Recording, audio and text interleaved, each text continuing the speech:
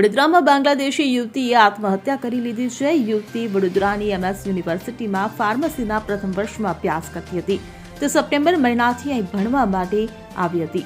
માહિતી મુજબ મોહના નામની યુવતીની પરીક્ષા ચાલી રહી હતી, પરંતુ તે પરીક્ષા આપવા ગઈ ન હતી, તેથી તેનો મિત્ર તેના ઘરે ગયો હતો। ત્યારબાદ તેણે આત્મહત્યા કરી હોવાનું બહાર આવ્યું હતું। હાલમાં યુવતીના પરિવારને આ અંગે જાણ કરાઈ છે। પ્રાથમિક માહિતી અનુસાર વડોદરાના રામપુર વિસ્તારમાં નવરંગ સિનેમા રોડ પર આવેલા નર્મદા એપાર્ટમેન્ટમાં 20 વર્ષીય વિદ્યાર્થી પેઇંગ ગેસ્ટ તરીકે એકલી રહેતી હતી। ગઈકાલે આ વિદ્યાર્થીની ફાર્મસીની પરીક્ષા હતી। જ્યારે તેની સાથે વિદ્યાર્થીનીએ તેને પરીક્ષામાં હાજર ન જોઈ તો તે તેના ઘરે ગયા। તેના ઘરનો ઓરડો બંધ હતો।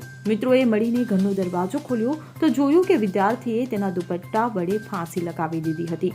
ત્યાંથી એક સુસાઇડ નોટ પણ મળી આવી હતી, પરંતુ મૃતક વિદ્યાર્થીએ કંઈ જણાવ્યું ન હતું તેમજ કોઈને દોષિત ઠેરવવામાં આવ્યા ન હતા।